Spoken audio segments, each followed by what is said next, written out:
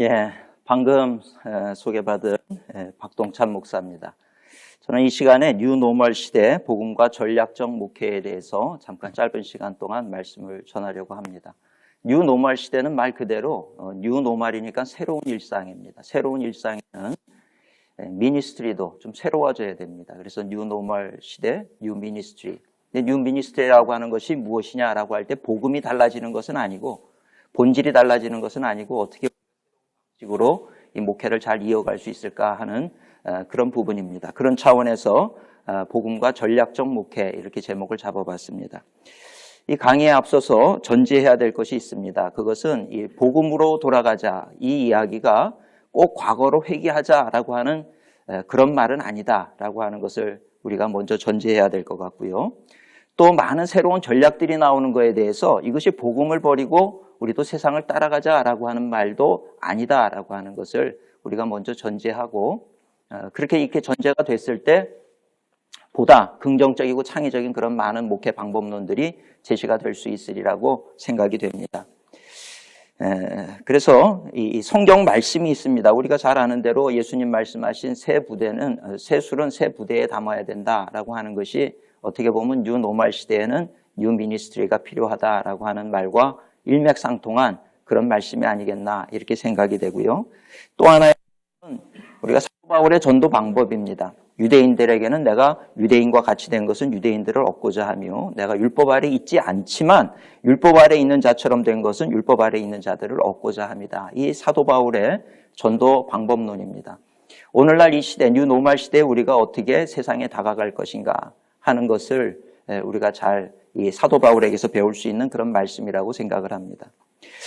이 뉴노멀 시대의 뉴미니스트리를 이해하기 위해서는 먼저 세상을 알아야 되겠죠. 세상의 필요가 무엇인가를 알아야 됩니다. 근데 이 세상에서는 지금 놀라운 속도로 변화가 되고 있다는 거 부정할 수 있는 사람은 아무도 없습니다. 그리고 포스트 모더니즘, 벌써 오래전부터 나온 이야기입니다. 포스트라고 하는 것이 단순히 애프터를 얘기하는 것이 아니라 완전히 다른 개념을 가지고 있습니다. 모더니즘과 완전히 다른 포스트 모더니즘 시대를 우리가 살고 있습니다. 포스트 모더니즘의 특징이라고 하면 절대 진리가 부인되고 있는 시대다 이렇게 볼 수가 있죠. 그래서 요즘 젊은 아이들은 절대 진리 그런 건 없다. 상대적 진리가 곧 절대 진리다. 그래서 예전에 우리가 모더니즘 시대에는 나는 옳고 너는 틀렸다 이런 이야기가 먹혀 들어갔던 시대라고 하면 지금은 그런 얘기를 하면 큰일 납니다.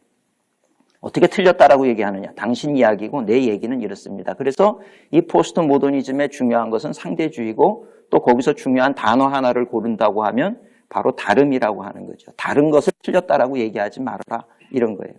그래서 포스트 모더니즘 시대, 그래서 다음 세대를 우리가 주로 겨냥을 하면서 목회를 할 때 참 어려운 것은 예수 그리스도는 절대 진리이신데 이 절대 진리이신 예수 그리스도를 이 절대 진리를 부정하는 시대 속에서 그걸 듣기 싫어하는 세대에게 이 절대 진리이신 예수 그리스도를 어떻게 전할 것이냐. 이것이 오늘 교회가 가지고 있는 풀어야 될 가장 큰 숙제라고 그렇게 생각을 해볼 수가 있겠습니다. 거기에 엎친 데 덮친 격으로 코로나19에 이런 상황이 펼쳐져 버린 거지요. 우리 모이기를 힘써야 되는데 코로나19가 되니까 될 수 있는 대로 모이지 말아라. 거리를 둬야 된다. 참 우리가 이 복음을 전하기 위해서 지금 넘어야 될 산들이 많이 있는 그런 것이 지금 우리가 지금 살고 있는 이 시대의 상황이다 이렇게 볼 수가 있겠습니다. 이런 상황 속에서 교회는 어떻게 해야 될 것인가 이것이 우리가 고민하는 그런 부분입니다. 이런 상황 속에서 이제 다시 좀 상황이 좋아지고 있으니 이제 과거로 돌아가자.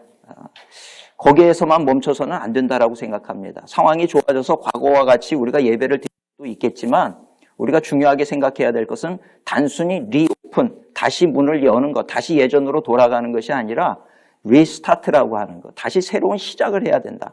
뭔가 과거의 이 경험, 코로나19의 그 경험을 우리가 경험 삼아서 뭔가 새로운 그런 이 시대, 뭔가 생각이 다른 다음 세대에게도 우리가 이 복음을 가장 잘 전할 수 있는 새로운 각오로 새롭게 달려가는 그런 자세가 이렇게 볼 수가 있겠습니다. 뉴노멀 시대라고 하는 것은 말 그대로 새로운 일상입니다. 새로운 일상이라는 뜻은 과거와는 다른 일상이죠. 새롭게 펼쳐지는 일상.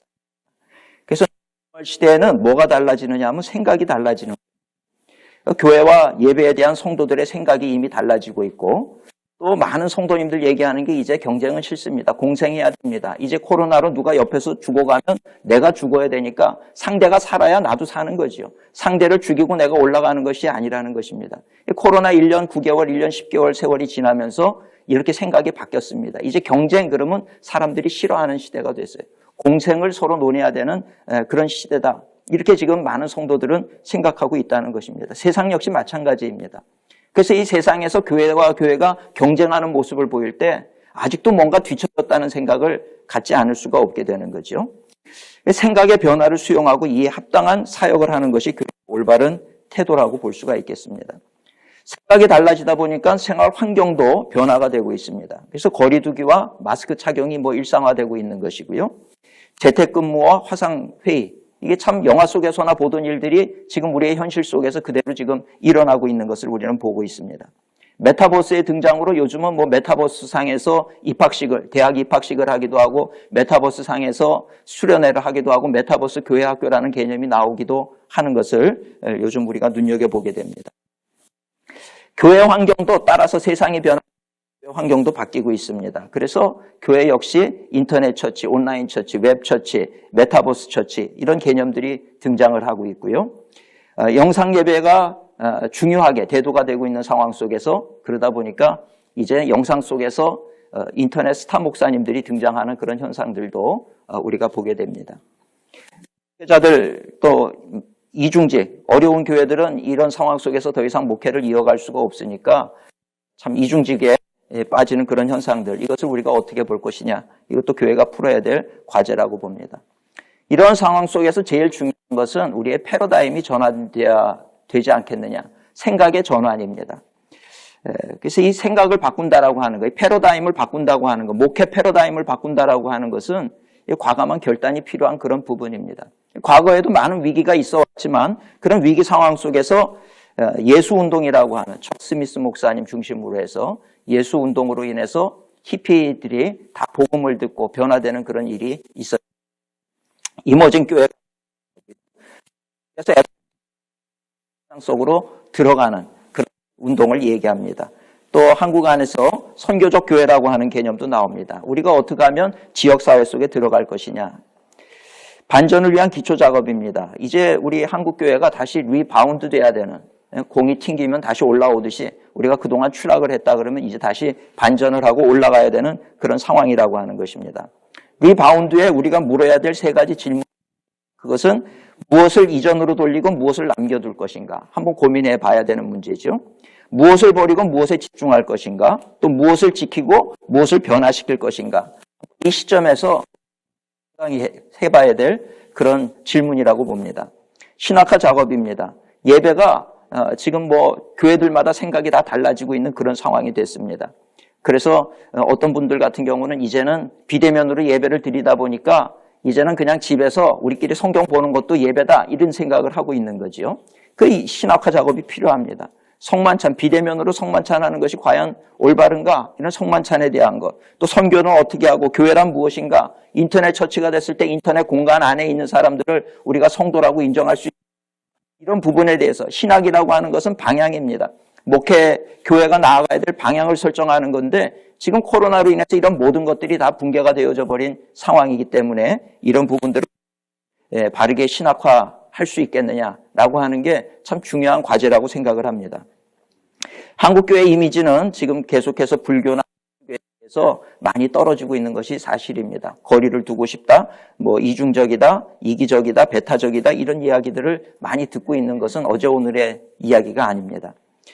뉴 노멀 시대 뉴 미니스트리를 생각할 때 염두에 두어야 될 것이 있습니다. 세상이 무엇을 원하고 있는지 좀 우리가 생각해 볼 필요가 있고요. 복음의 가치를 어떻게 잘 전달할 수 있을 것인가 생각해야 될 것이고요.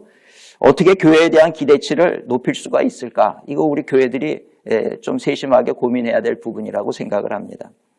먼저는 보면은 다 온라인 시스템 이미 많이 구축이 되어 있는 그런 상황이고요. 변화를 위한 몸부림입니다. 획기적인 사고의 전환입니다. 지금 전기차가 나오다 보니까 세상에서는 그 내연기관 차들의 그 부속품들을 만드는 공장들이 다 이제는 변화가 돼야 되는 상황입니다. 이제는 배터리를 만들게 되면 이 모든 것이 달라지는 그런 상황이죠. 또 메타버스로 인해서 메타버스 입학식을 하고 또 이제 요즘에 미네르바 대학이라고 캠퍼스 없는 대학이지만 하버드보다 더 경쟁력이 높아지는 그런 미네르바 대학을 우리가 보고 있습니다. 이렇게 세상은 엄청나게 변화되고 있다는 것입니다. 이런 상황 속에서 교회는 무엇을 하고 있느냐? 그 다음에 진정성 있는 전략적 전도운동. 어떻게 하면 더 진정성을 가지고 사람들에게 다가갈 것인가? 이것도 참 중요하게 물어야 되는 질문입니다. 가정을 결속시키는 사역들, 교회만이 할 수 있는 일이라고 생각이 됩니다. 교회에서 성도님들 중심으로 가족 캠프를 한다든지 또 가족 문화 체험을 한다든지 하는 이런 것들은 세상에서 채워줄 수 없는 그런 부분이라고 생각이 됩니다. 또 세상의 필요를 채워줄 봤을 때 미국의 선한 청지기 교회 같은 경우는 미자립 교회나 어려운 이웃을 돕기 위한 공적 펀드를 조성을 했는데 여기에 대해서 수많은 성도님들이 기쁜 마음으로 참여를 하고 있더라는 거예요. 저희 교회에서도 일산광림교회에서도 청소년들 쉼터를 위한 광고를 했을 때 굉장히 많은 헌금이 모금이 되는 걸 보면서 성도들의 마음이 이런 곳에 있구나 하는 것을 확인할 수 있었습니다. 주다산교회 같은 경우는 어느 책자를 보니까 4차 산업혁명 시대에 우리가 무엇을 해야 되느냐 이런 것들을 토크쇼를 진행을 하면서 성도들의 시대적인 사명과 역량을 키워주는 것도 봤습니다. 다음 세대를 위한 사역 프로그램 중요하지요. 다음 세대들을 위해서 어떻게 할 것이냐. 저희 교회에서는 이렇게 모일 수 없을 때 빈 자리에다가 아이들 이름을 다 적어놓고 그 아이들을 이름을 불러가면서 하는 것을 이 비대면 영상으로 보여줬습니다. 아이들이 너무 감사하고 감동받는 모습을 봤고요.